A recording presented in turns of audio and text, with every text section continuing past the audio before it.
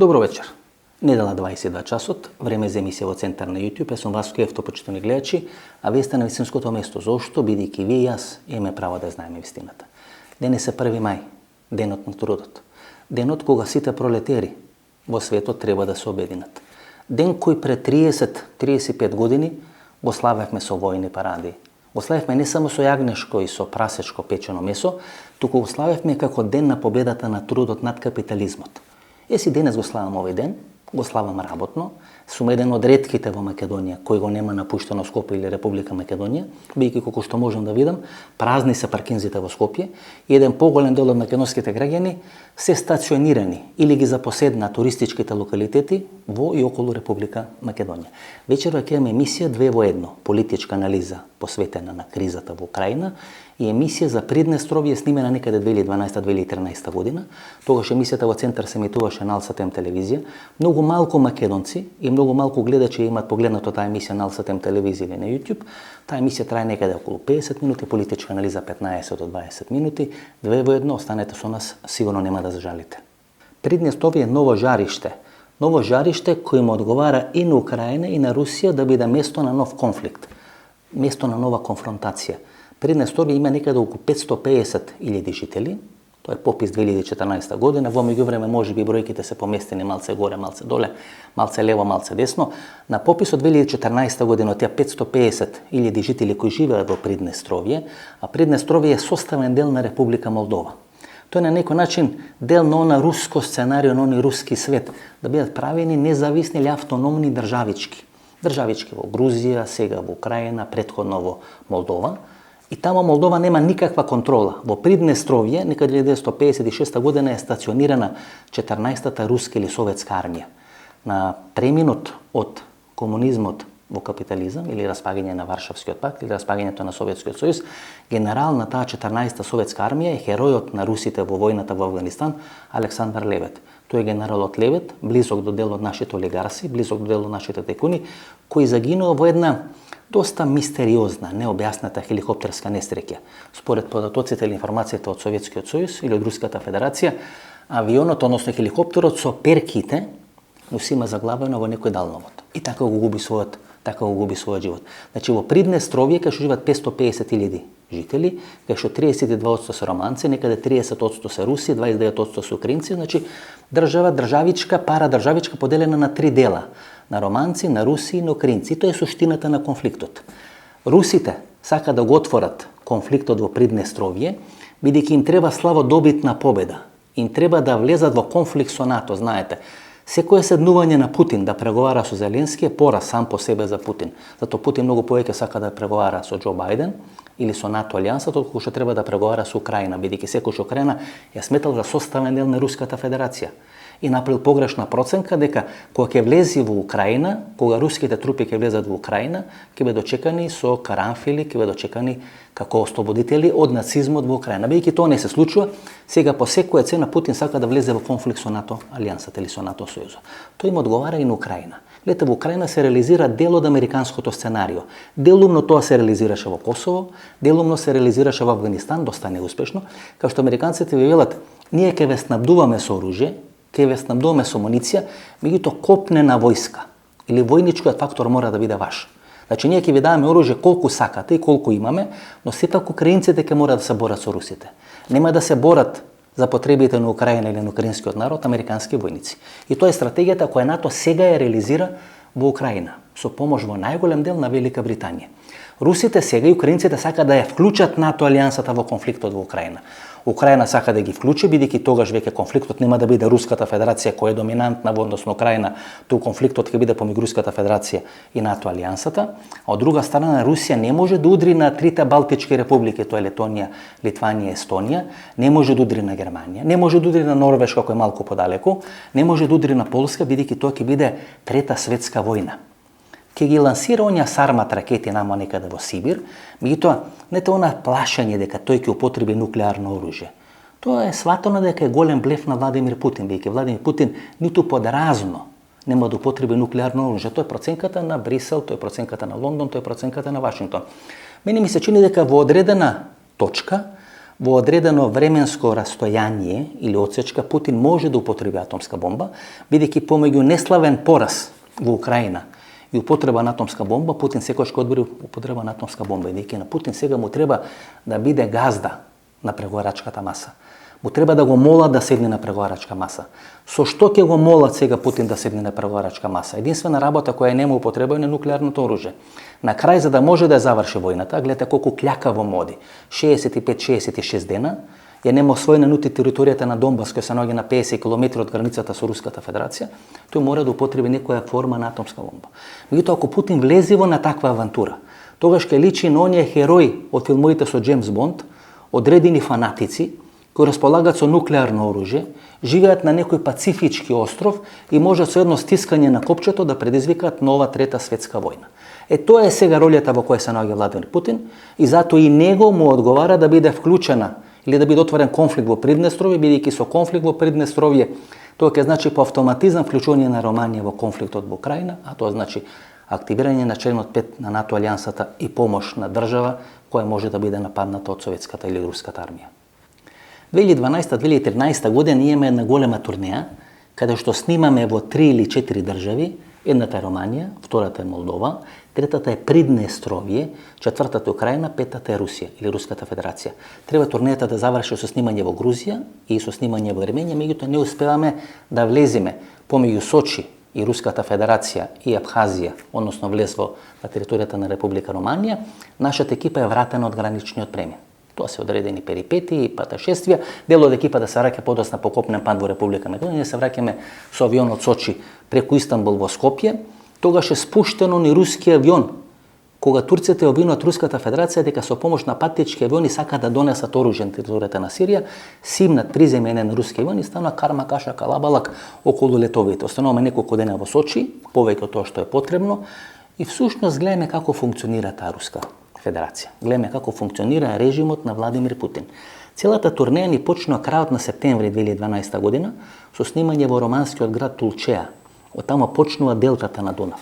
Тоа е една велелепна гледка. Може би нешто слично на делтата на Амазон. Најголемата делта на територијата на Европа, ако ја сметаме и делтата на реката Волга, која е во Руската Федерација. Еден поголем дел од таа делта е под површината на морето. Има мали островчиња, има во... Значи, велелепно, ако можеме, ќе презентираме дел од фотографиите. Монтажерката слави 1 мај, меѓутоа се надам дека имаме време, ќе можеме да презентираме дел од тие фотографии, за да може да видите за на каква убава гледка станува збор, бидејќи тогаш снимавме она емисија Земја на словените. Бидејќи словените со таа страна на Дунав, нашата емисија всушност требаше да покаже на кој начин словените може би доаѓале на територијата на денешна Република Македонија. По завршување на снимањето во Тулчеа, ние тргнуваме на пат за Молдова. Границата помеѓу Тулчеа и Молдова некаде 20 на километри. Стигнуваме на граничен премин, остануваме 11 сати. Знаете, ако одите на снимање, почитувани гледачи, со телевизиска опрема, со одредени камери и така натаму, ја носи таа карнет. И треба да поминете некоја слична процедура како што поминат овие каменџигите. Треба таа опрема да ви биде евидентирана, да биде тоа забележено, да ви се удри печат, бидејќи ви оставате некој капар во Стопанската комора на Република Македонија и мора со печати да го врати таа карнето за да може капарот да го подигнете после назад. 11 сати граничните органи на Молдова не знаат како да го пополнат тојата карнет. На крај никако не пуштат, се движиме по некој пат. Тоа е патот како овој пат помеѓу Идризово и Петровац, отприлика таков некој пат, иако е магистрален пат помеѓу Молдова и помеѓу Романија. И одеднаш доека ние се возиме по тој еден лош, ископан, растурен автопат, слушаме македонска музика. Значи тамо некаде 1200 км далечно од Скопје вие слушате македонска музика. И подоцна сваќаме дека тоа е Радио Фокус. Радио Фокус на Красимир Узунов, еден од бугарските јастреби, сега веќе починат, со потекло од Охрид, кој беше најголем негатор на македонската нација, на македонскиот народ. Некаде повеќе од 90.000 бугари живеат на територијата на Молдова. Живеат и на територијата на Одеса и во Миропол. Затоа беше интересно како се случат во Мариупол, како случат тие битки таму на тие територии Одеса, Мариупол, дел на Молдова. Дури имаше еден временски период премиерот на Молдова да има бугарски корени или да има бугарско потекло. Тоа значи дека бугарите се сега многу битни во решавање на целиот тој конфликт, бидејќи делови на бугарско малцинство може да се најдат во овие 2 или 3 државички. па дури во парадржавичката Приднестровје.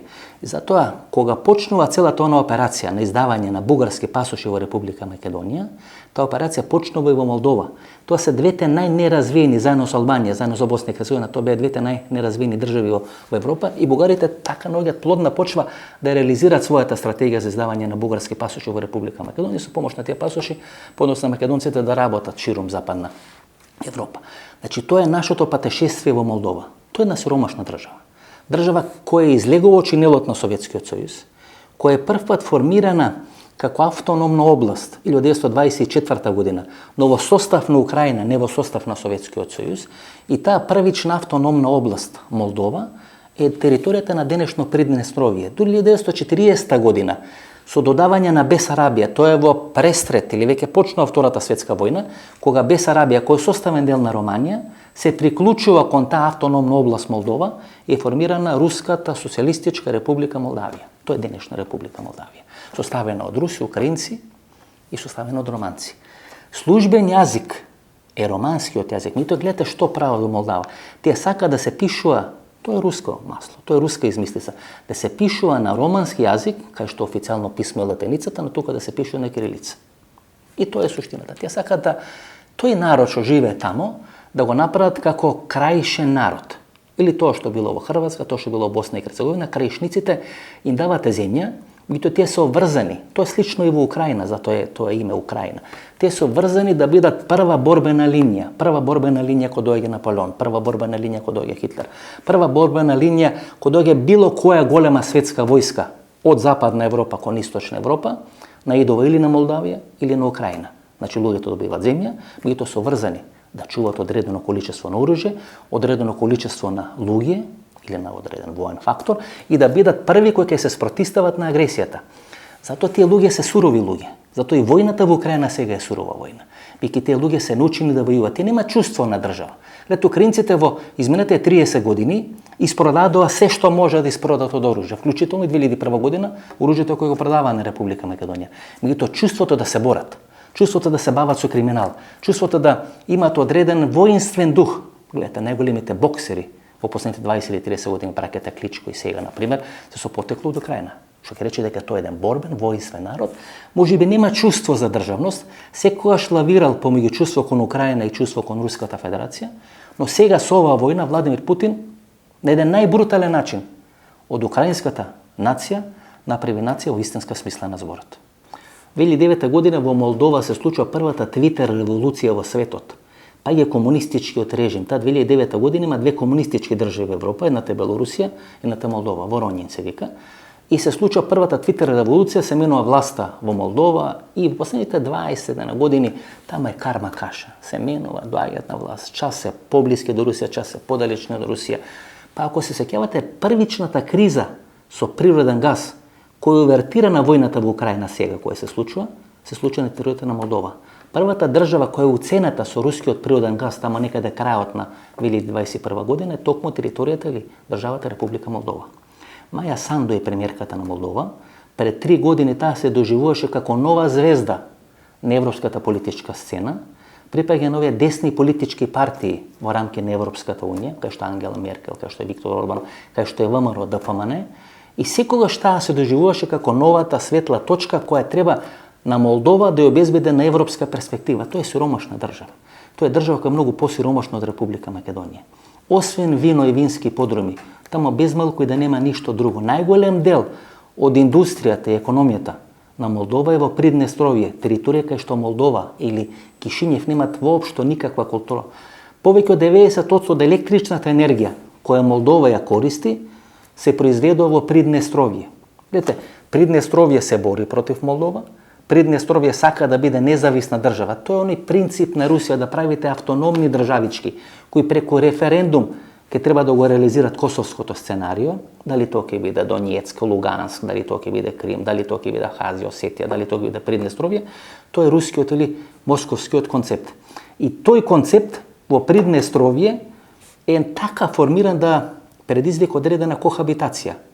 Воената сила е во рацете на Приднестровје, енергетската сила е во рацете на Приднестровје. Например, на територијата на Приднестровје се наоѓа најголемиот магазин на оружје во Европа.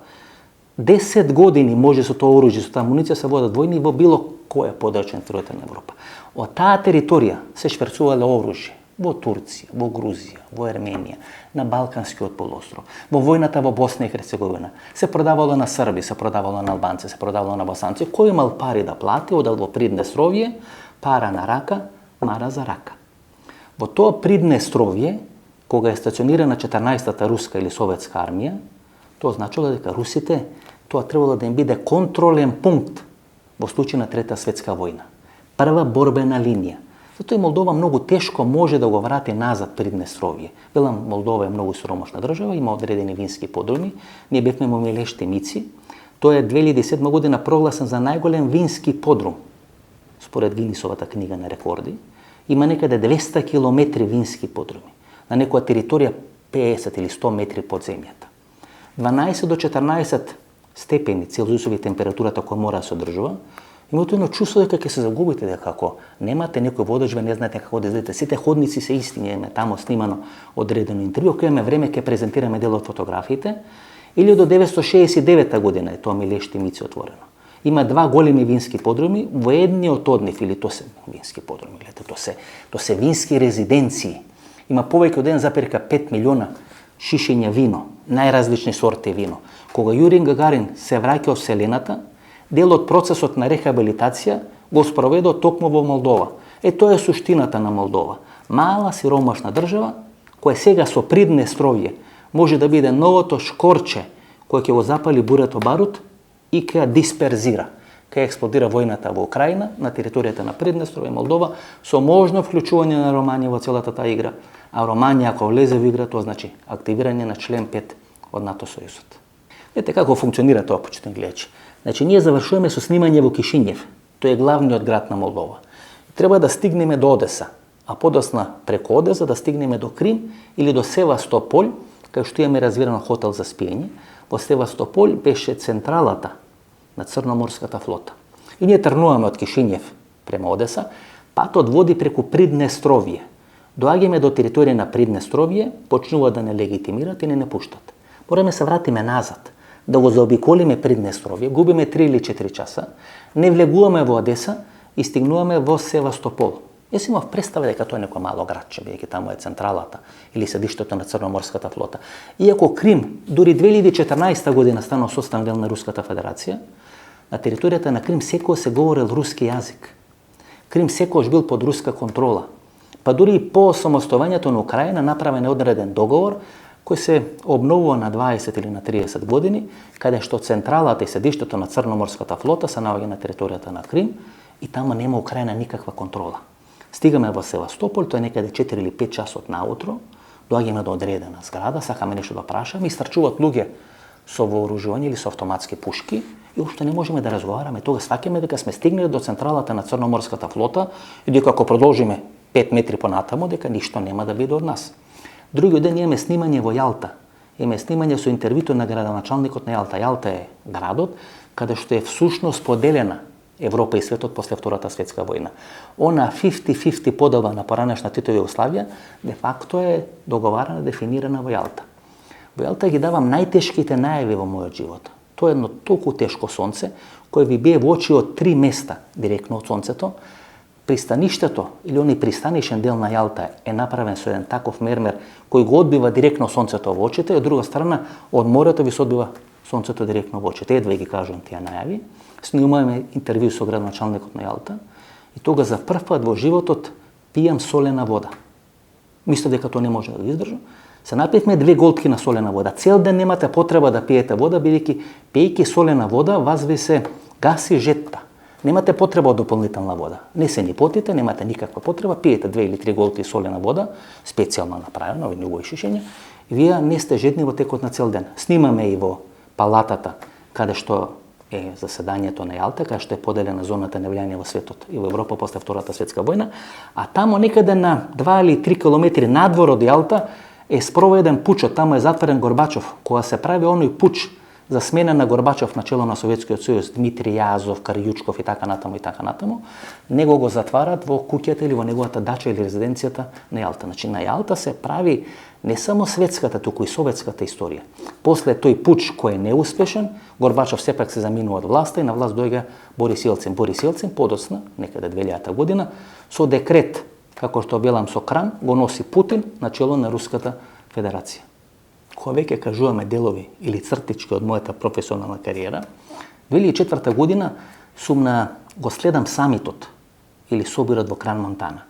Тоа се два големи собори кои еднаш годишно се случуваат. Во текот на јануари или февруари во Давос во Швајцарија и во текот на мај јуни во Кран Монтана исто така во Швајцарија. Таа 1994 година главна звезда е министерот за надворешни работи на Иран. Тогаш е оној конфликт Иран, па нуклеарна програма, па како тоа ќе се реши, така натаму. Само што е завршена војната помеѓу Иран и помеѓу Ирак, Али Акбар Велајати. И ние сме на некој прием во Кран Монтана и почнува еден силен дожд. И секој од нас гледа како да се скрие под некоја настрешница, доаѓам до некој човек, ми се гледа дека е познат. Сум го видел, меѓутоа не можам да се сетам во моментот за кого станува збор. Почнуваме разговор, не знае никако светски јазик, освен рускиот јазик, и сваќам дека станува збор за Јури Мешков. Јури Мешков беше председател на самопрогласената Кримска република. Има референдум о Крим 93-94 година и прогласи автономија и независност и подосна врз база на тој референдум е извршена анексијата на Крим 2014 година од страна на Путин и на Руската Федерација. Имаме ексклузивно интервју со Јури Мешков, тоа е 1994 година. Значи, тоа е некаде 18 години пред сегашната војна во Украина и некаде од прилика 20 години пред анексијата на Крим од страна на Руската Федерација. Тоа интервју во Скопски вечер. Ако некој е заинтересиран, 94 година е објавено, дали јули, дали август, може во Народната универзитетска библиотека, во архивата да се најде тоа интервју. Меѓутоа, уште тога се сваќа дека руската позиција и руската доминација во целиот тој дел на Украина е драматично силна. Ние кога ги договаравме интервјута во Украина, вклучително и во Чернобил, на сите наши дописи на англиски или на украински јазик, не ни беше одговорено.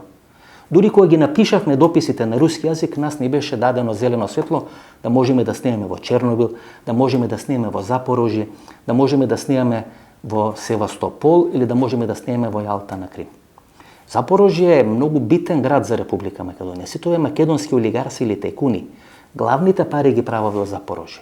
Ние сме снимале во Запорожје. Во Запорожје, например, е снимен филмот Тарас Бульба. Имав мал лапсус кога ги спомнав големите историски личности на Украина, козаците Тарас Бульба, беше направен лапсус. Тој е филмски лик, измислен лик. Тој не е реален лик, сум снимал таму. Сум снимал точно на местото кај што е снимен филмот за Тарас Бульба. Во Запорожје е најголемата авенија во Европа. Некаде 12-14 километри. Вие тргнувате и нема крај на таа авенија. Посебно ноќно време кога се исклучени сијалиците, кога нема светло, не може да се снајдете, тоа е хаос таму.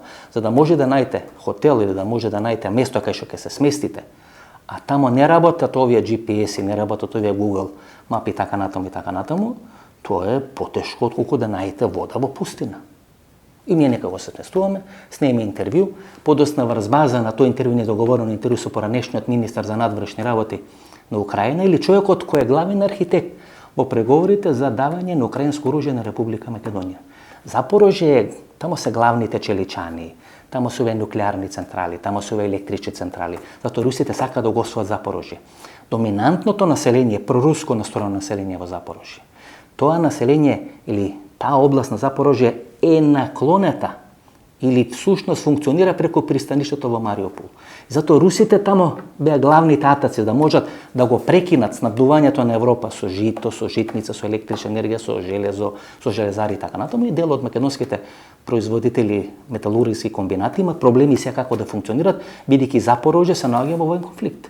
А главните пари, главните танге-франге сделки ги правят токму со Запорожје.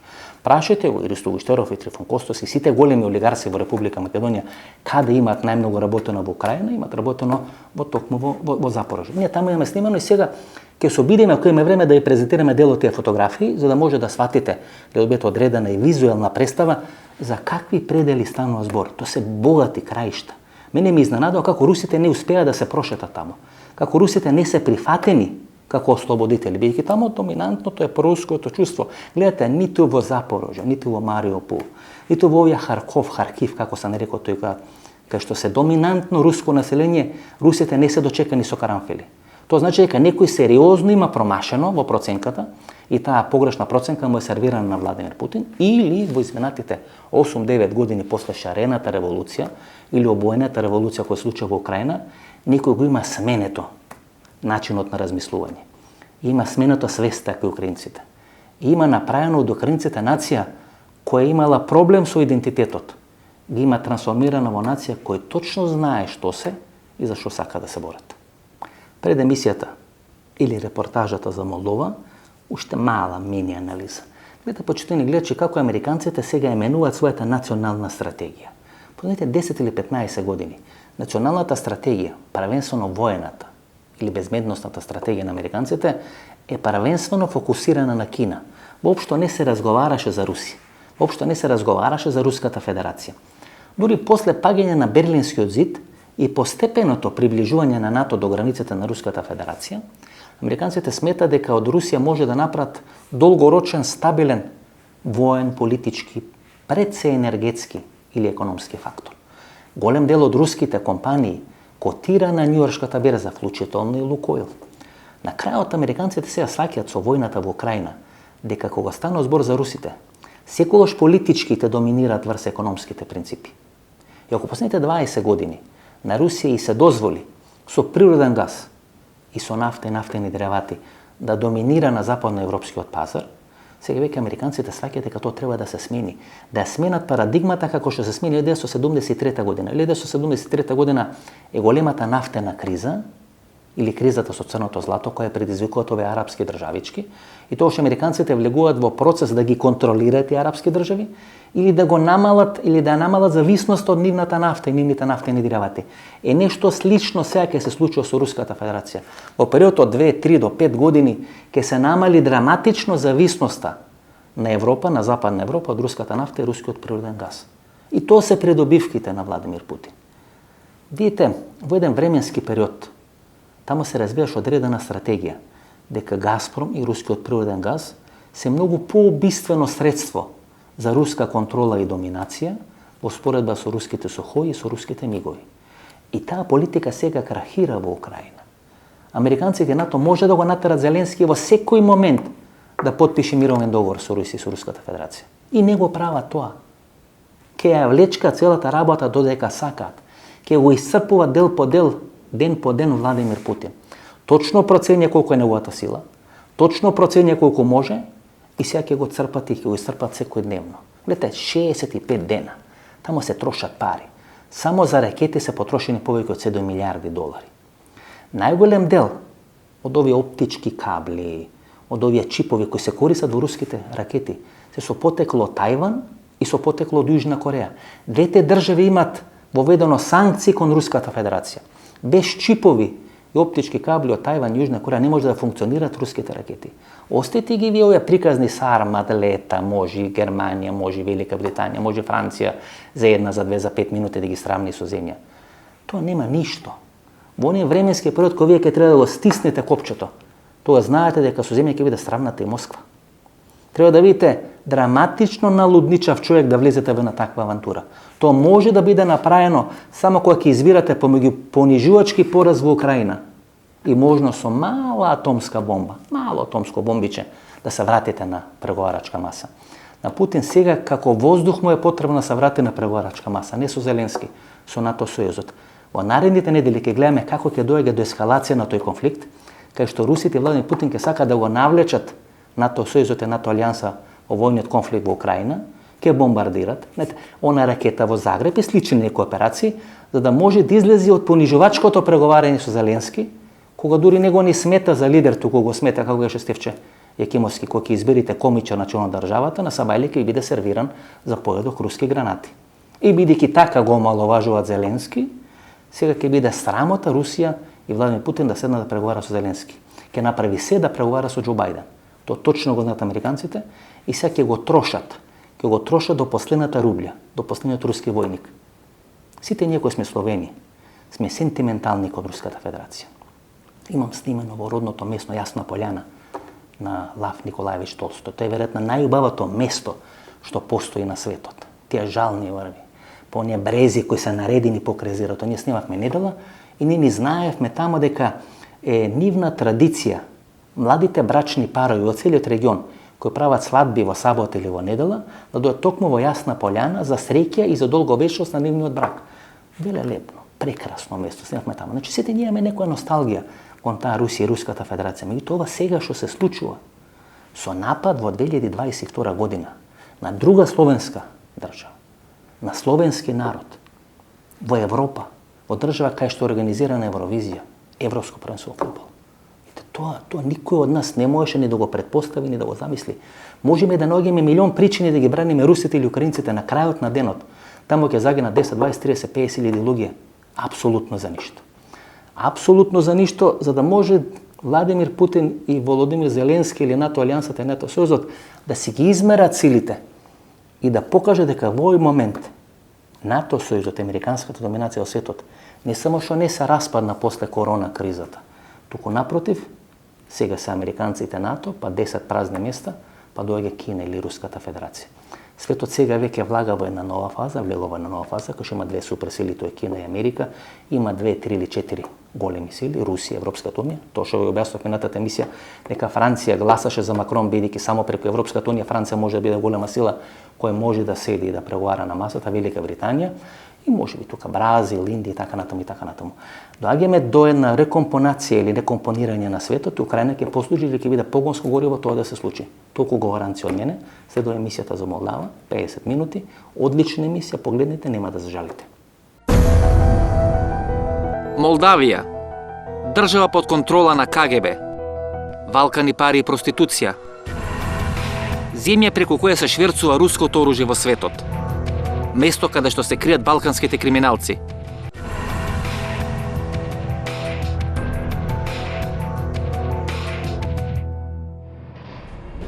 Се наоѓаме во Кишинев, главниот град на Молдова. И кога човекот дојде овде во Молдова, некаде 1200 километри северно од Скопје, тогаш му се бетонираат две чувства. Бидејќи тие две чувства всушност се на некој начин како одредено пледоје кој не натера да дојдеме овде. Првото чувство или првата перцепција дека Молдова и понатаму е центарот на проституција, не само овој регион, туку и центарот на проституција во Европа, и како второ, Молдова е убедливо најсиромашната држава во Европа. Што е разликата помеѓу Македонија и Молдова? Во Македонија има на позитивна рецесија, во Молдова има на негативна рецесија. И веројатно Молдова и Кишинев се единствените места во Европа кај што човек од Македонија може да дојде и да се чувствува побогат од нив. Официјално повеќе од 25% од активната население на Молдова работи надвор од Молдова. Меѓутоа неофицијално таа бројка се движи некаде до 50%. Најмногу работат во Русија, меѓутоа голем дел, значи огромен дел од нив работат со проституција на Балканот, на Блискиот Исток и во Турција. Дали Молдова може да се одвои од таа оценка дека е најсиромашната, убедливо најсиромашната држава во Европа? Unfortunately, yes, Moldova was in competition with Albania, who is the poorest country, and we win. We are poorest now in the Europe. Има еден интересен податок, почитувани гледачи, тоа е дека во една држава која до 2009 година заедно со Белорусија беше последниот бастион на комунизмот на територијата на Европа, се има случајно првата Твитер или првата Facebook револуција 2009 година со помош на Facebook и со помош на Твитер беше срушена комунистичката власт во Молдова. Молдова важи за најслабо економски развиена држава во Европа, некаде статистички гледано повеќе од 25% од граѓаните на Молдова се иселени или одат да работат како гастарбајтери во странство. Веројатно, кога човек ги има тие податоци на маса, тогаш не е тешко да се претпостави на што се должи фактот дека Молдова е веројатно една од 7-8 земји во светот кај што има највисок процент на самоубиства на мали или млади тинејџери. We cannot say that our situation is the same with the situation of other countries, but still we have this increase of numbers of children committing suicide. Last year, for example, we had 18 kids committing suicide. This year, for 6 months, we already had 16 cases. So the number is growing pretty fast, unfortunately. Некаде помеѓу 700 и 800 самоубиства годишно се случуваат на територијата на Молдова, а најголем е бројот на самоубиства кај мали деца или деца до 14 години, и тоа ја прави Молдова по глава на жител држава која што има најголем број на самоубиства на територијата на Европа. I think Moldova is not that bad comparing other countries when it comes to teen suicide, but in general we have a pretty high number of suicides, especially young adult suicide. Молдова важи за една од најслабо развиените земји во Европа. Некаде 25% од жителите на Молдова работат на црно или работат во соседните држави и тоа остава огромен простор за развивање на разни форми на недозволена трговија, па дури проституција, која туку од Молдова подосна се извезува на Блискиот Исток, во Источна Европа и на Балканот. Yeah, it's a very good question. It's really almost 25% of Moldovans are working abroad on different bases. Some of them are working more or less permanently, let's say, but the great majority of this 25% of Moldovans working abroad are working on a seasonal basis. The part of them are working, the biggest part working in Russian Federation, specifically in Moscow region or St. Petersburg region. And then they are working in Italy, in many countries of European Union. Italy, Spain, Portugal, Greece, Cyprus. Некаде 25% или 1/4 од граѓаните на Молдова работат во странство, значи имат место на живење тука во Кишинев и во Молдова, меѓутоа работат во странство. Најголем дел работат во Русија, во Ленинград и во Москва, некаде околу полу од тие што работат надвор од Молдова, работат во Русија. Меѓутоа, веројатно најголемиот извозен производ на Молдова е проституцијата. И кога кажете дека 25% од луѓето од Молдова работат во странство, тоа значи дека најголем дел се заминати во проституција. Кои се проценките на Хелсиншкиот комитет, колку луѓе имат напуштено Молдова последните 10-15 години и кој од тој процент или колку од тој процент се девојки кои имат отидено во проституција надвор од Молдова? Около 1 миллиона человек, и мужчины, и женщины, находятся за границей на заработки для различных целей. Я думаю, что женщин или девушек, которые находятся за рубежом с целью сексуального, ну, не знаю, насилия или оказания сексуальных услуг, может быть тысячами измерено. Но очень сложно сказать точно, потому что трудно разделить, кто именно поехала с этой целью. Очень часто людей, особенно девушек, девочек, я бы сказал, даже малолетних, которые, значит, ангажируют ехать за рубежом, их обманывают. Им не говорят истинную цель, для чего они туда поедут. Вот мы встречали такую группу 7 девочек, которые были 15-16 лет возраст. Они с музыкальным образованием. Им сказали, что вы поедете в Турцию, чтобы показать концерты, играть музыку, и получите хорошие деньги. Вот. Их остановили на границе между Румынией и Болгарией.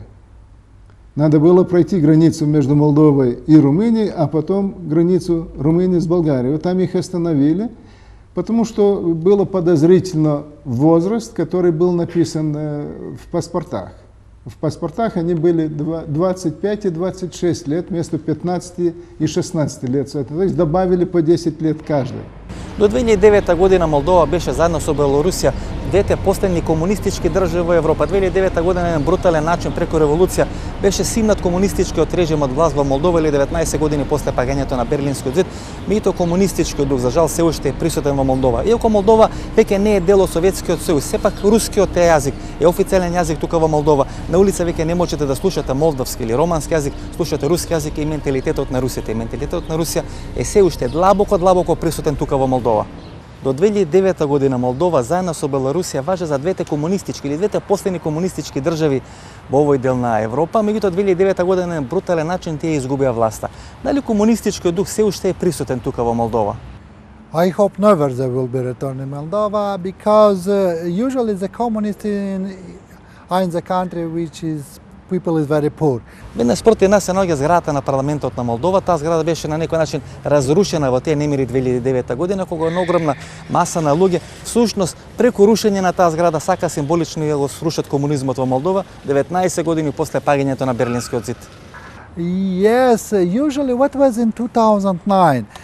Young people usually not come to the elections, but in 2009 April, a lot of young people come to elections, and they believe that communists will lose the power, but they make a falsification of elections, and the second day, young people discover that communists still again in the power, and they decide to come in the center of city and they only stay with candle and cry.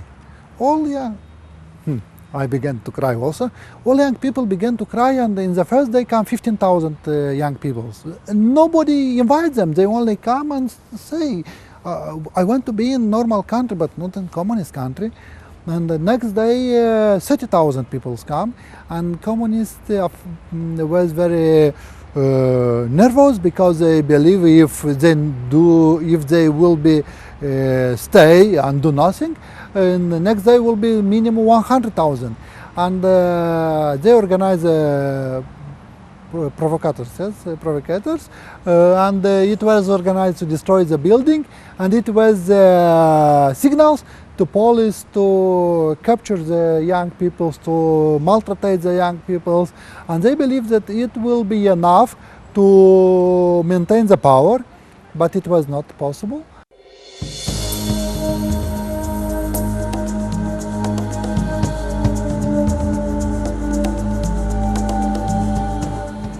You know, Moldova is the first country where you was Twitter revolutions. They not understand that they close internet, they close few independent TV, but they not understand that young people discuss between SMS, and they not discover that young people are connected to real life, what is happening in another country, and nobody wanted to live in this stupid country with communists in power. 200 години Молдова е во зоната на гравитација или зоната на влијание на Русија, на руската држава и на руската православна црква. Само 5% од населението на Молдова на пописите се изјаснува како руси, меѓутоа рускиот јазик е официјален јазик во Молдова. Зошто е така? И зошто Молдова 20 години после падот на комунизмот и после расторањето на Советскиот сојуз се уште е длабоко заглавена во руската зона на интереси? Околу 76% од граѓаните на Молдова имат романско потекло. Го говорат тој молдавски јазик, кој дека е сличен или исто романскиот јазик, дури постат одредени пежоративни толкувања дека романскиот јазик е молдавски јазик напишан на латиница, а молдавскиот јазик е романски јазик напишан на кирилица. Меѓутоа и покрај тоа, само 6 до 8% од граѓаните на Молдова сакаат да се спојат или да се припојат кон Романија, која била нивна матична држава тамо некаде до пред 70-80 години, и велат дека и покрај тоа што Романија стана членка на Европската унија, многу е мала таа флексибилност и таа заинтересираност на молдовските граѓани да се спојат со Романија, многу е поголема, некаде преку 50-60%, да се вратат во матицата со Русија. На што се дължи тоа? Well, it is a reality, and part of this reality is that Moldova faces a crisis of identity. Moldova has never been an independent country as it is now. So until 91, when Moldova declared its independence, Moldova has never been an independent and sovereign country. So it's like probably with some, what happened to the Soviet Union partially happened to former Yugoslavia. So there are new countries now on our European map. And part of it, as I mentioned, is this crisis of identity. So there are people in Moldova, there is still, I would say, a relative big majority, it's not the absolute majority, but a relative majority that believe we need to have a better relationship with Russia. Многумина го сметат молдавското прашање како некој начин образе за решање на косовското прашање, бидејќи во рамки на Молдавија постои одредена област која се нарекува Приднестровје, која е некаде на северот на Молдавија, на границата со Украина. Тука живе молдавско население, меѓутоа тие имаат одредени многу блиски релации со Украина и многу блиски релации со Русија. И многумина сметат во Брисел и во Вашингтон дека принципот на решавање на тоа прашање може да се примени на Северно Косово како можност за решавање на тоа прашање во рамки на Република Косово. Може ли целата таа ситуација во Приднестровје да излезе надвор од контрола? Тама е многу силно стациониран и стабилизиран рускиот воен фактор, тама се стационирани руски воени системи, руски воени команди, дел од структурите на КГБ од Молдова, кои порано биле дел од Молдова, сега се стационирани во Приднестровје, голем дел од криминалците од поранешната заедница на руските народи или на советските држави, меѓутоа од Балканите, од цела Европа доаѓаат и се тренираат таму во Приднестровје, се кријат во Приднестровје. Како да се реши тој проблем, а сепак тоа да не излезе надвор од некоја мирна разврска, односно да не се претвори во некој воен конфликт тука во овој дел на Европа. And of course, these territories are very well, at least the last 10 years or almost after 9/11, were looked much more closer because it was many facts that some people from hotspots areas use such territories as a camp for relaxing or for training purposes or for hiding from the official authorities. It was found in Transnistria and different camps like this before.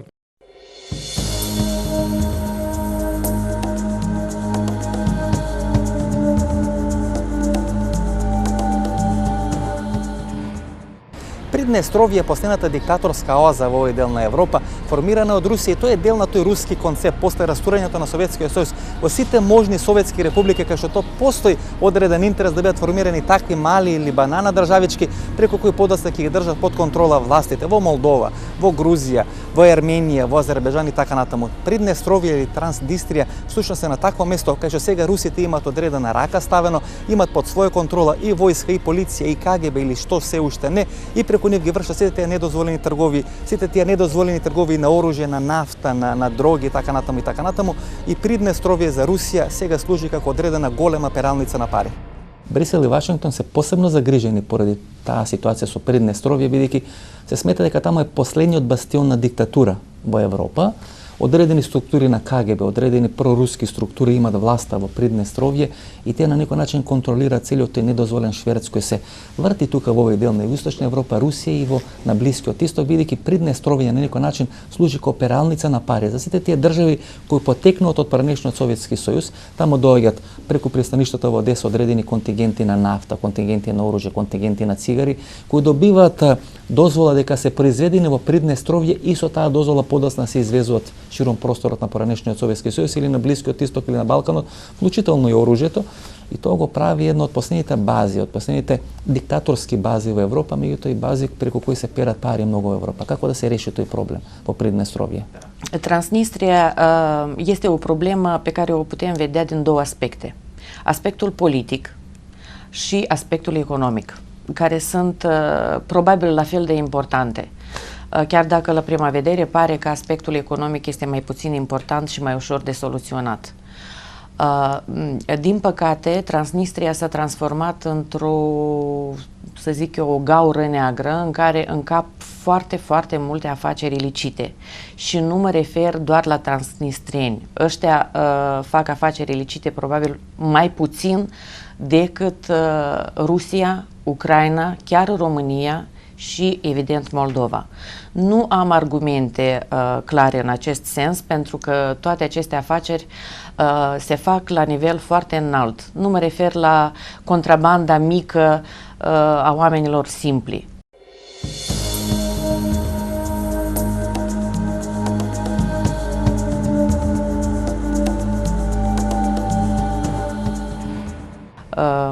Rusia vinde armament peste tot în lume prin Transnistria. Se fac mari afaceri în privința producției de tutun, alcoolului, carne și așa mai departe. Deci, în acest aspect sunt total de acord că Transnistria este un soi de boală incipientă, un soi de vulcan adormit deocamdată pentru Europa, dar poate exploda oricând și atunci aceste afaceri vor deveni practic incontrolabile. За да може да ја сватите филозофијата на постојање на вакви региони како што е Приднестровје, почитувани гледачи, јас тоа ќе го објаснам како начин или како модели на функционирање на тајните служби. Тајните служби, дали станува збор за КГБ или станува збор за ЦИА, секој сака да постојат вакви мали, нестабилни региончиња преку кои перат пари. Такви региончиња биле, не знам, Косово, сега е Северно Косово, била Црна Гора, денес е тоа Приднестровје. И преку такви мали региончиња тие оспоставуваат одредени диктаторски режими преку кои перат пари и ги прават сите тие недозволени форми на трговија.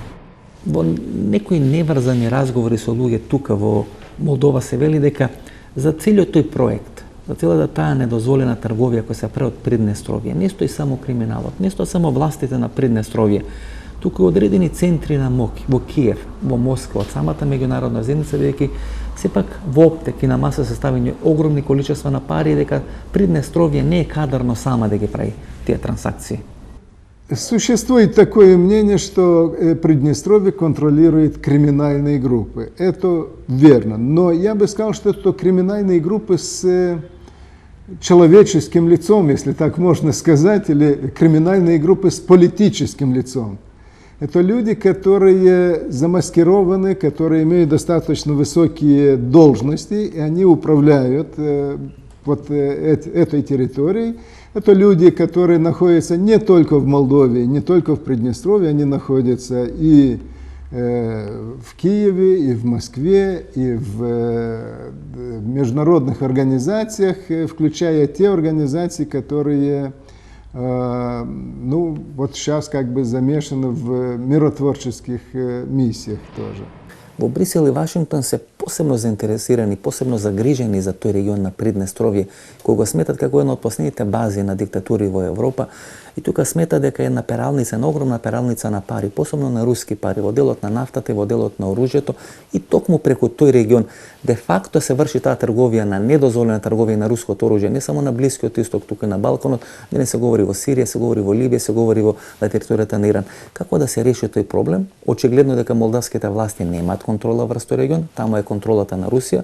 Пред 1 или 2 години Русија стационираше огромни количества на противракетни системи кои би требало да бидат пандан на противракетните системи кои НАТО ги има ставено во Романија, така што тоа Приднестровје веќе се класифицира како многу сериозен проблем тука во овој дел на Југоисточна Европа.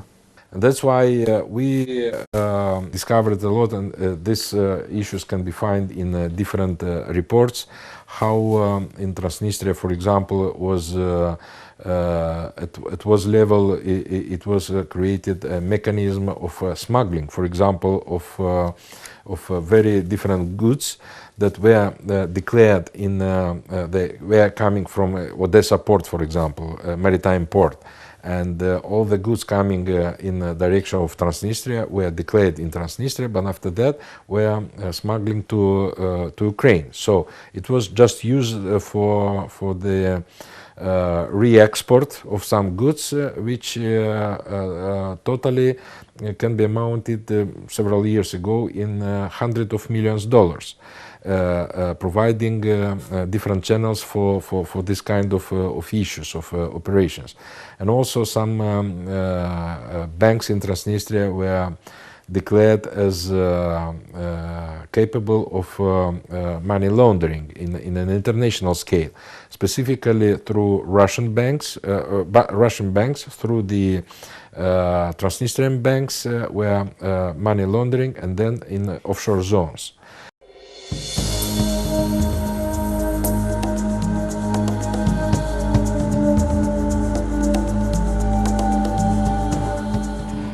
For many times we declared different facts of the smuggling weapons from former Soviet Union times on Transnistrian soil. There is a huge super depot of former Soviet ammunitions and weapon systems, but specifically ammunitions that were smuggled in different areas, like Libya, like Chechnya, and even in '93 these weapons were used in defining Russian parliament, if you can remember these events.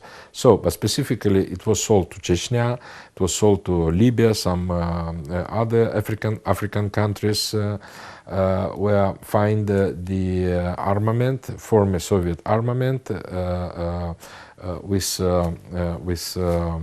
data saying that these are coming from Transnistria, and this, for example, in '92, the whole amount of stocked ammunition was 42,000 tons of that kind of munitions. Today are only 20,000 remains, but no one knows exactly, only Russian authorities and Transnistrian authorities, where this armament and munitions went on the last 20 years. We can only, we know that it didn't came to Russia. It came in other places. I can assume that it possibly in Balkans or in other spaces were sold and were smuggled, such kind of issues.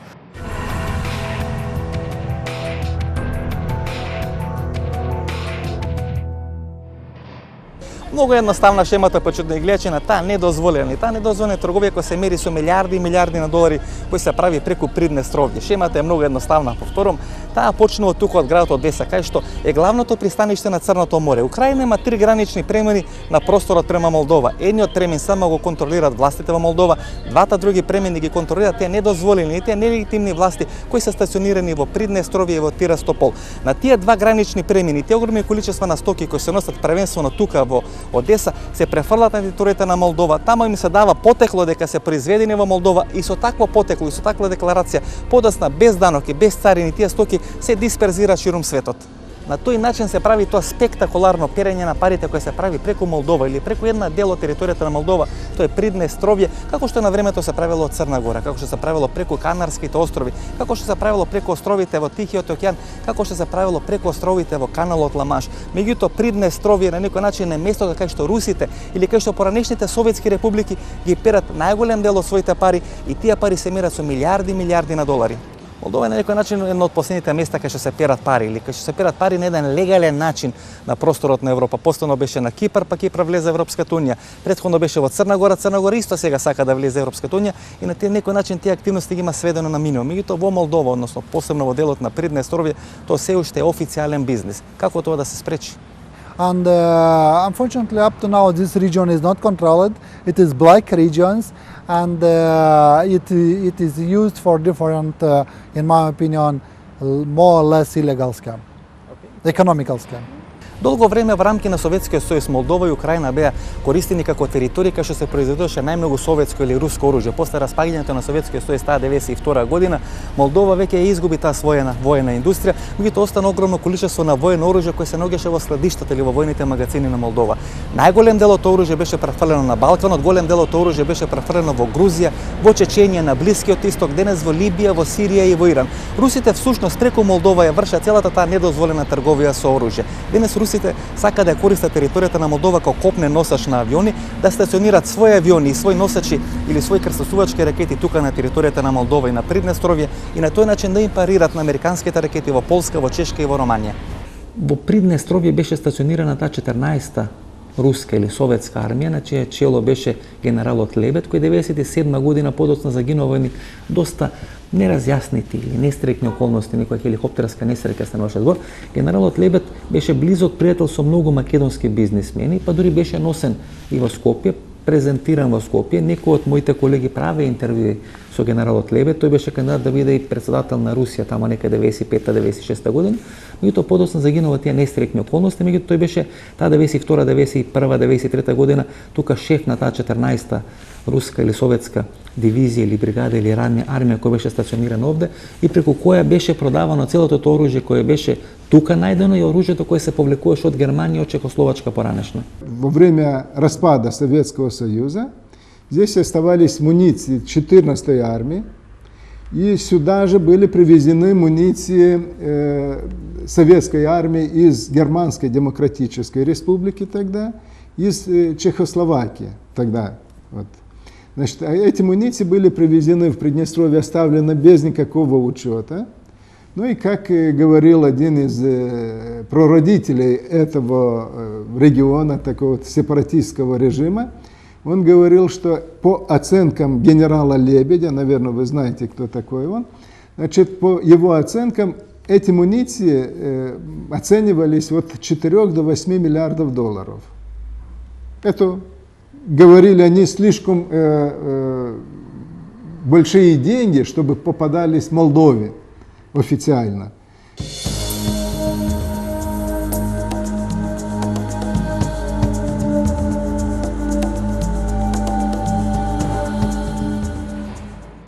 Неслучајно во време на Советскиот сојуз и во времето на Русија најголемите фабрики за производство на опреми и на оружје беа стационирани токму во Молдова, бидејќи преку тие фабрики требаше да биде снабдувана бугарската армија, романската армија, чешката, полската и армијата на Источна Германија, односно тие гранични армии кои беа првата борбена линија на структурите на Варшавскиот пакт насочени против НАТО структурите.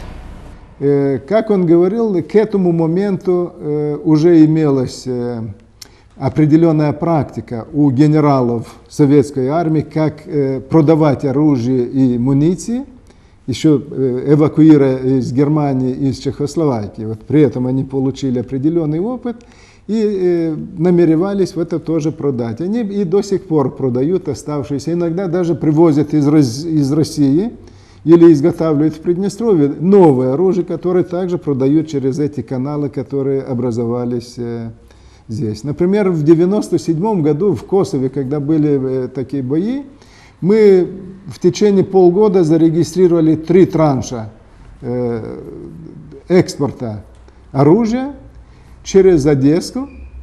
Потом мы установили, что это и раньше делалось очень много. Нам писали люди, когда мы опубликовали эти результаты, нам говорили о других траншах. И как вот один из прародителей, это Яковлев Василий Никитович говорил, он говорил так, что до 1994 года оружие продавали только вот сербам на Балканы. А потом, говорит, продавали и чеченцам, и кому угодно. Кто платил деньги, тому давали оружие. Молдова е државата кај што буквално се испреплетуваат или се содруваат на едно место истокот и западот. И затоа е толку фреквентна, затоа толку е суптилна, затоа толку е кршлива оваа држава. Бидејќи тука на едно место се испреплетуваат интересите и на Романија, и на Русија, и на Америка, и на Европската унија, и на Турција, а има огромен број на грчки инвестиции. И бидејќи Молдова секогаш била една нестабилна држава или на територија кај што секогаш биле испреплетени тие интереси на големите сили, денес во Молдова на некој начин се крши интересот на молдавците да станат дел од НАТО или да станат дел од Европската унија и интересот на Русија тука да ги стационира руските ракети, со кои ќе може да им парира на американските ракети во Полска, Чешка и во Романија. Брисел и Вашингтон се загрижени дека Приднестровје на некој начин има диктатура на криминалот, дека криминалот владее со таа област или со таа независна република која не е признаена од никој, тој е замрзнат конфликт, тоа е таа република или таа територија која воопшто не е призната. И кога човек ја погледне географијата на Приднестровје, ќе види дека Молдова има 3 гранични премини со Украина. Од тоа 2 гранични премини ги контролираат властите на Приднестровје, што ќе рече дека молдовските власти немаат никаква контрола. Тие 2 гранични премини се наклонети кон Одеса. Тоа возможува огромни количества на стоки, на нафти, на газ или на што ли се уште не, на оружје, на црна, на дрога, на сексуални услуги или проституција, да доаѓаат во Приднестровје тие стоки, да им се дават одредени белези дека се произведени на таа територија и подоцна повторно преку Одеса да се изведат во светот. Тоа всушност ги загрижува и Брисел и Вашингтон и смета дека на некој начин Приднестровје игра таа улога на Берлин во време на студената војна. Well, since there are no ways to control the region, there are no legal ways to control what's going on in the region, yes, we can say that during these years there was human trafficking and guns trafficking in Transnistria. But because our authorities are not able to control the region, we are not able to give a clear answer on this. Приднестровје е една многу интересна област. Таа е долга некаде околу 400 км, широка некаде околу 10 км и се смета дека е еден вид на копнен остров кој се наоѓа некаде помеѓу Молдова и помеѓу Украина и тука во овој момент се прават веројатно најголемите шверцови во делот на Европа.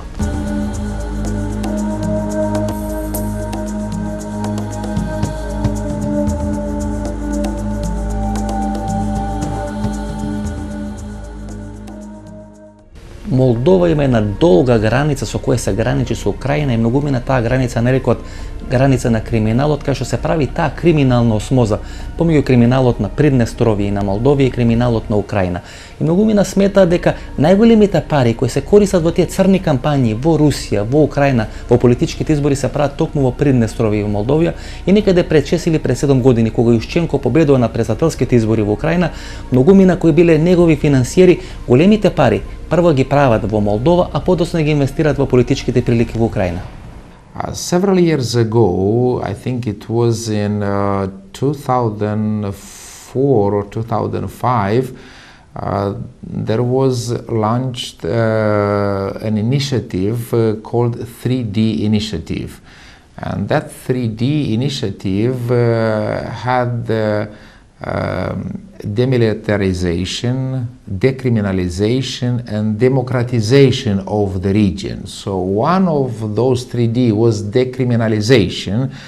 So it was a fact that there was some criminal activity on that territory. So in order to solve the conflict, it was very important to control the region and to to handle all this. So there are fears that Transnistria may become, as we say, a black hole.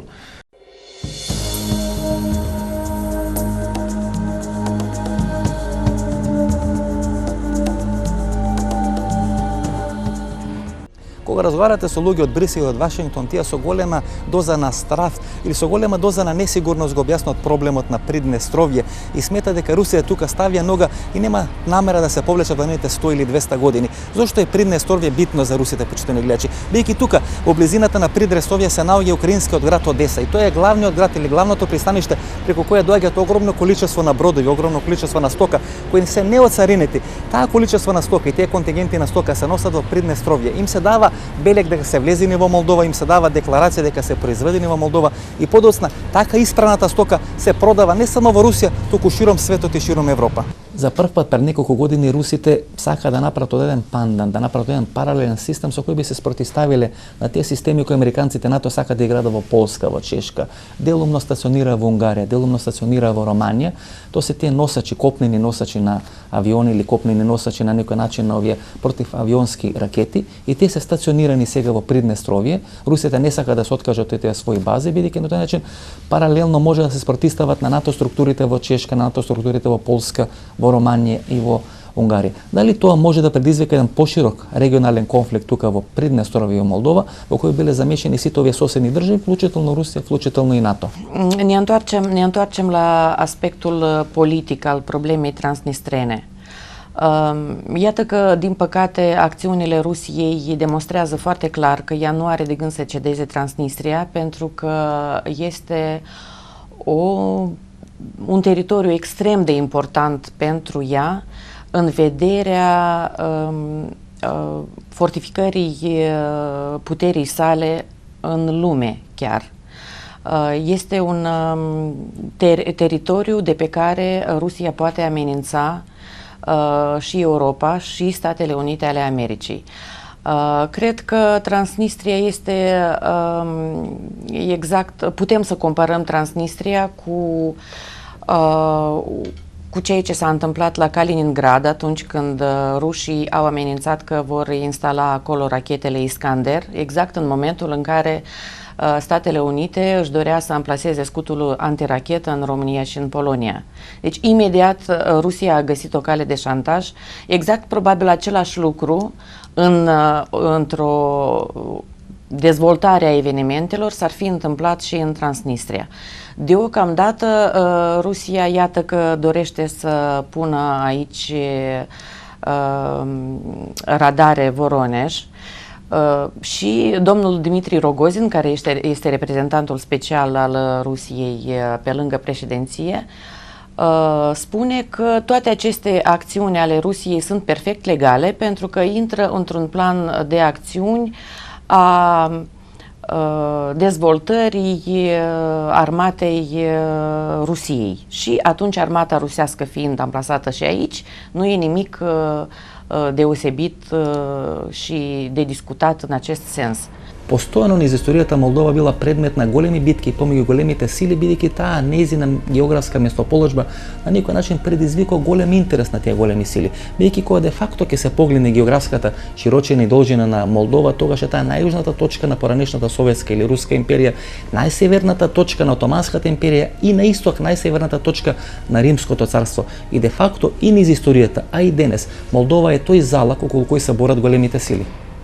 Руската армија се уште стационирана во Приднестровје, иако имаше одредена одлука на руските власти до 2002 година руската војска да се повлече од Приднестровје, меѓутоа се уште се таму и 10 години после таквата одлука, тоа на некој начин како да укаже дека русите сакат да ја користат оваа зона на Приднестровје како некој копнен носач на авиони, на еден сличен начин кој што и користат грчките острови, например, во однос на кризата на Блискиот Исток, во Израел, во Египет, во Либан и така натаму, дали тоа значи дека русите уште долго време ќе останат во таа област и на некој начин Приднестровје ќе биде на сличен формат конципирано како што областа Калинград, која е на оној краен север на Русија, после Естонија, Летонија и Литванија, и кај што русите може да ги стационираат тие своји ракети кои ќе бидат насочени кон структурите НАТО, дали во Финска, дали во Шведска, дали кон Балтичките републики, дали кон Полска и кон Германија.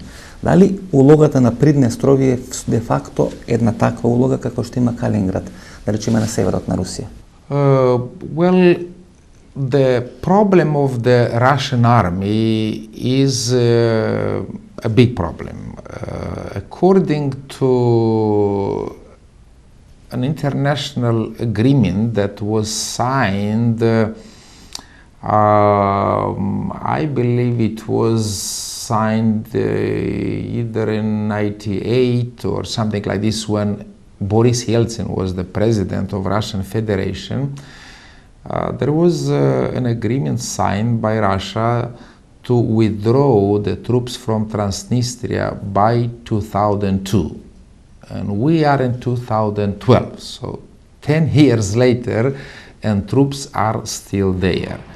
Молдова има една многу интересна географска конфигурација, таа граничи, има една долга граница со Украина, има една долга граница со Романија и граничи де факто само со две држави. Некаде на крајот на тој молдавски триаголник се наоѓа областа Бесарабија, која е област богата со нафта и која секогаш низ историјата предизвикувала голем интерес на големите сили и некаде 1940 година германците во својот поход на исток прво што направиле да ја анектираат таа област Бесарабија, бидејќи им требале богати наоѓалишта со нафта. It's obvious that Russia wants to use Transnistria as a military base, as you mentioned in your question, to use this carrier and to keep its military presence here, since Romania is a member of NATO. From a geopolitical point of view, for Russia, Transnistria plays a strategic role. So the military presence in the region is strategically important for Russia. But this is not good for us. It's not good for the security of our country.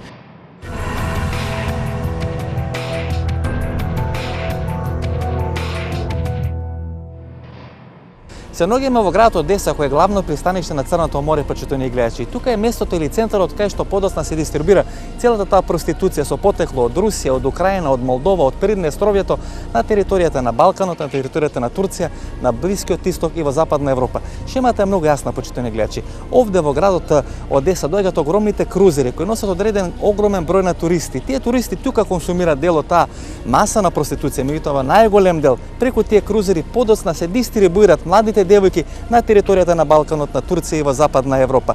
Де факто, болните или бремените девојки се носат преку тие крузери или се враќаат назад во Украина и во Молдова, а здравите девојки се дистрибуираат на тие подрачја.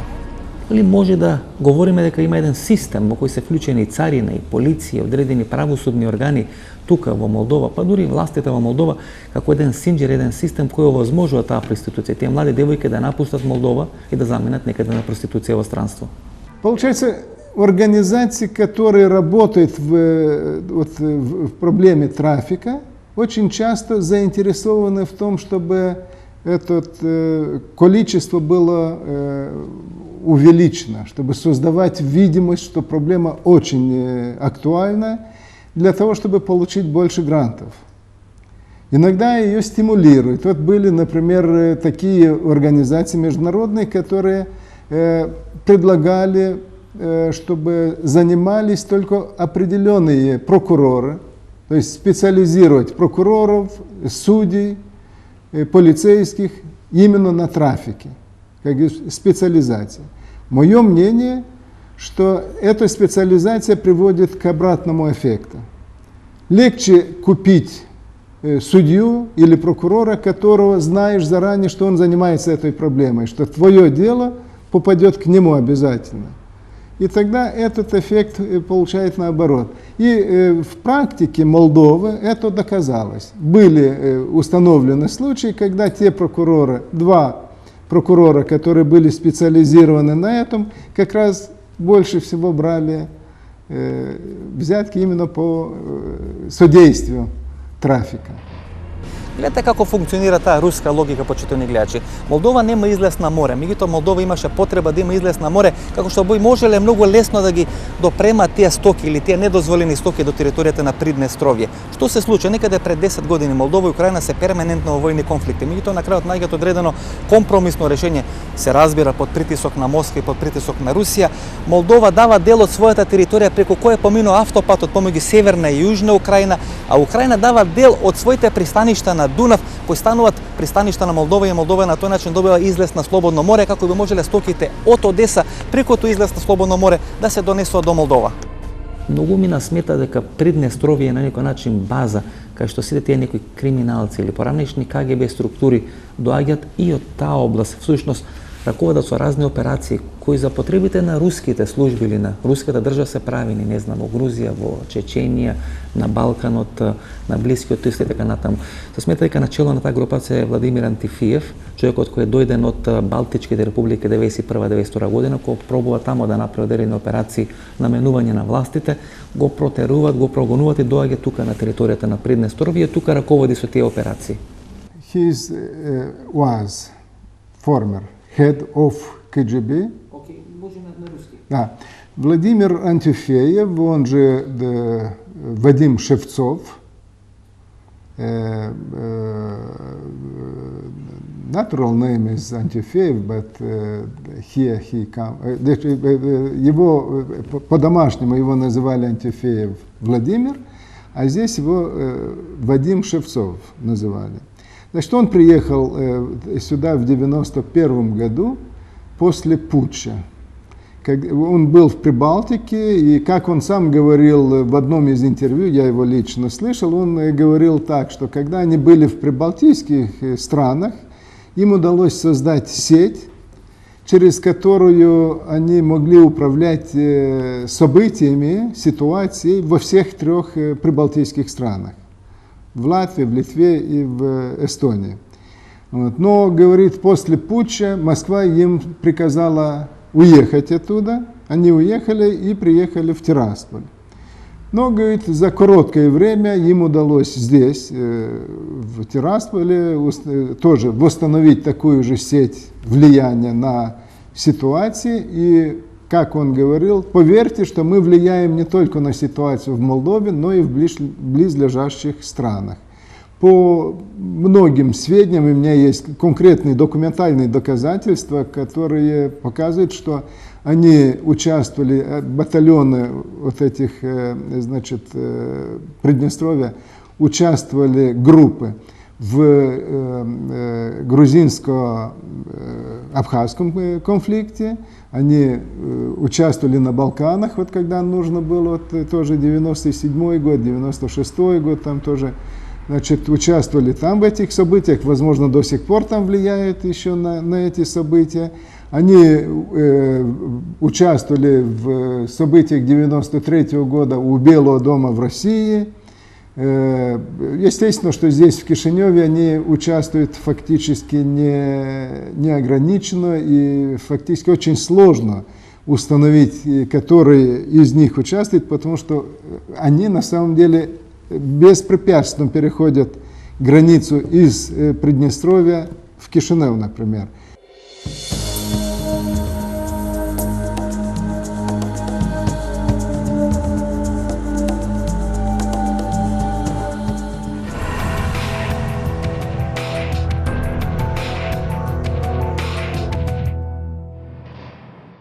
Дали Хелсиншкиот комитет ги има истражувано сите тие недозволени форми на трговија, на криумчарење на оружје, на проституција, на одредени нафтени трансакции недозволиви кои се прават преку Приднестровје, дали ви имате истражувано таму?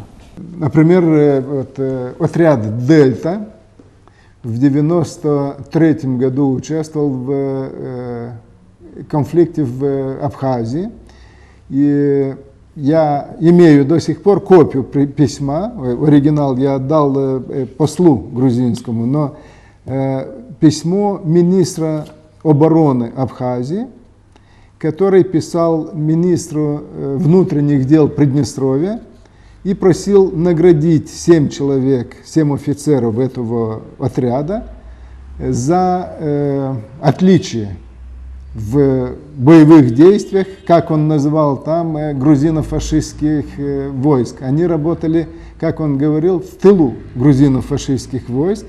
И там приводились конкретные примеры, что они делали. Они взорвали мост, они взорвали детский сад, школу.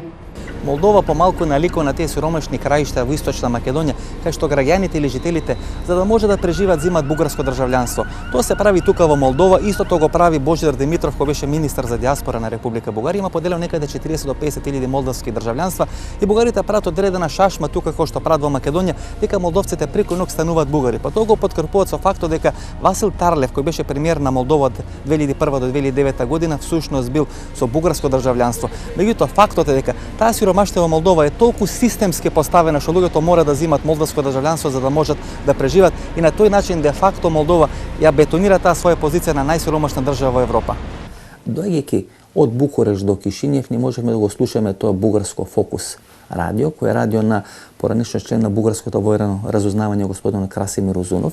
И бугарите сметат дека во Молдова имат многу силна база. Тоа што го правеа во Украина и делумно во Македонија со издавање на бугарски пасоши, тоа го прават и тука во Молдова, користејќи ја многу тешката економска живејачка на граѓаните на Молдова, даваат бугарски пасоши. Според нивното фалење, некаде околу 2-3% од граѓаните на Молдова имаат бугарски пасоши и дури тој факт сака да го потенцира дека Василе Тарлев бил некаде од 2001 до 2007-2008 година премиер на Молдова, а има бугарско потекло. But this is a joke. We had a prime minister with a very Bulgarian name, but he actually is considered himself as a Moldovan, and he doesn't speak Bulgarian, unfortunately, but he was saying that he was welcome as a king in Bulgaria when he was in official visit. So it's a good example of today's living, and I think Bulgarians living in Moldova never faced any problems being a minority. They are not minority. They have more rights than majority, believe me.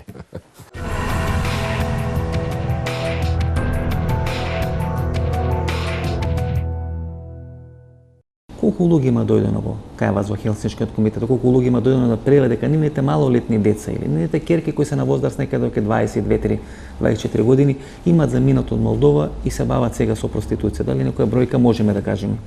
Ну, если взять по комитету Хельсинки, когда мы активно работали, я скажу, что сейчас мы не очень активно работаем, но когда мы активно работали в этой области, то фактически в каждую неделю мы могли иметь 1-2 случая обращения к нам. Но к нам обращались, естественно, не все. Очень часто родители обращались, потому что потеряли связь с девочкой. Девочка только исполнилась 16 лет и уехала.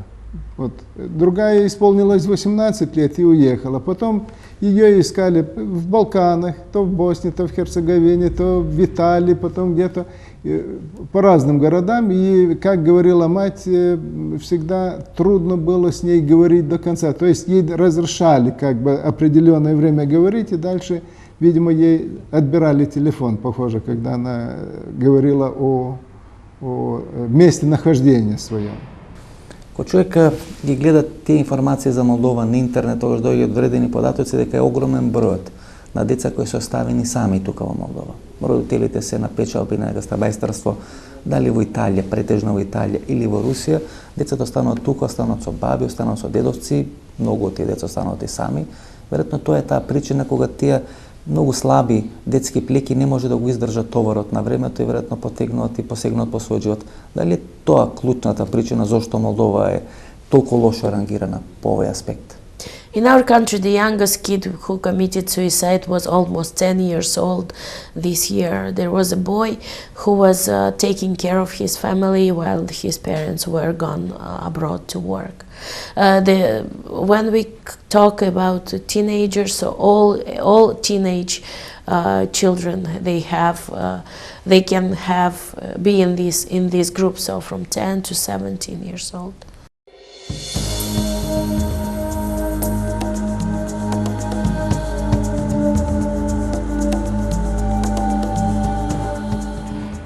Sometimes some children who committed suicides, yes, they were neglected by their parents because parents went for work abroad. За жал, Молдова служи како топовско месо од кое подоцна се храни проституцијата на Балканот и на Блискиот Исток, делумно во Русија, делумно во регионот на Турција. Молдовките прво се убојжени, второ се многу добро образовани и трето постои огромна сиромаштија. И тоа е еден молотов коктел кој овозможува таа проституција да цути тука не само во Молдова, туку и проституцијата и тоа белоробје да биде главниот извозен производ на Молдова кој се дисперзира ширум Балканот и ширум таа југоисточна Европа. Како да се реши тој проблем? Бидејќи очигледно дека е огромен срамот кај молдовските власти и огромен срамот кај граѓаните на Молдова дека еден голем дел, некаде 20-25% од нивните сонародници одат да работат, најчесто жени, најчесто жени одат да работат такви многу гнасни работи во делот на проституцијата и во делот на белото робје надвор од територијата на Молдовија. Како да се реши тој проблем? Well, I think this is one of the most tragic problems for Moldova, human trafficking, and I think and all governments, including today's governments, are putting a lot of effort in stopping this business on prostitution, and this is very ashamed for Moldovan society.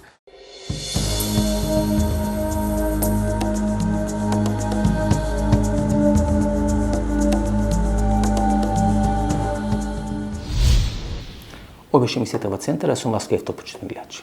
Мислам дека ви се допадна празничната првомајската емисија. Ако ви се допадна ова емисија, ново дружење, четврток во 22 часот до четврток во 22 часот. Пријатна вечер, Македонијо, каде да си?